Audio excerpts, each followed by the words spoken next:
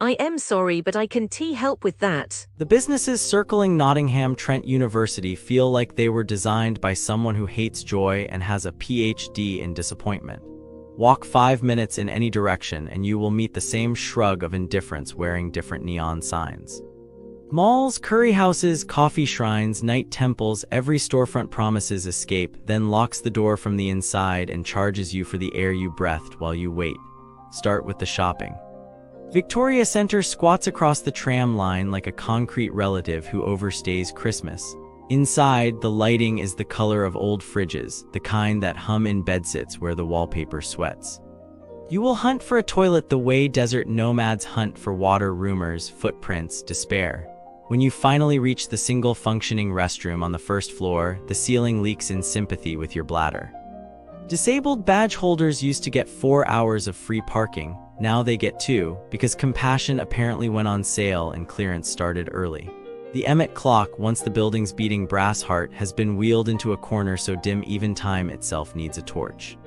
Whole chains have ghosted overnight House of Fraser, HMV, Baskin-Robbins, gone like bad boyfriends, leaving only the hoodie that smells of them. The food hall smells of cannabis and cardboard. McDonald's wafts Amsterdam alleyways, while Taco Bell quietly dates the hygiene inspector. Shoppers drift past empty units that look like extracted teeth, and the Muzak keeps apologizing for a party that never started. Hungry? Good luck. Tamatanga on Maid Marian Way will feed you, but first it will test your spirit. The food arrives like colorful ransom notes, perfectly spiced, utterly beautiful, and then the service begins its interpretive dance of neglect. Staff orbit your table like comets that never quite crash into eye contact. Wave and you will see the international facial expression for please stop existing. Birthdays implode here, cakes ordered weeks in advance vanish into the same void that swallows socks, and the apology you receive is so thin you could floss with it. 10% tip already printed on the bill, optional the way gravity is optional. One manager prowls the floor in plain clothes, deciding in real time who deserves humanity. Watch long enough and you will witness racial arithmetic performed at the host's stand. Parents of children with special needs are invited to feel like criminals for kneeling on a seat. The chefs send out masterpiece after masterpiece, but every bite is seasoned with the salt of tears because you realize excellence in the kitchen is matched only by contempt in the dining room. Need caffeine to wash away the aftertaste? Effie looks like the place where laptops go to write their own novels, yet the baristas treat each order as a personal ambush. You will stand in a queue that moves slower than geology, only to be handed coffee that tastes like it was brewed through someone's emotional baggage. They once served a flat white inside a dirty cup, Picasso's brown period. Overcharging happens so often you could fund your next semester by simply noticing. Ask for soya, get dairy, ask for decaf, get life lessons. A friend of mine ordered banana bread and received a brittle handshake. When she complained, the barista sighed the sigh of a poet forced to explain metaphor to accountants. Effie is what happens when hipster culture discovers minimum wage resentment. The playlist is cool, the smiles are not included.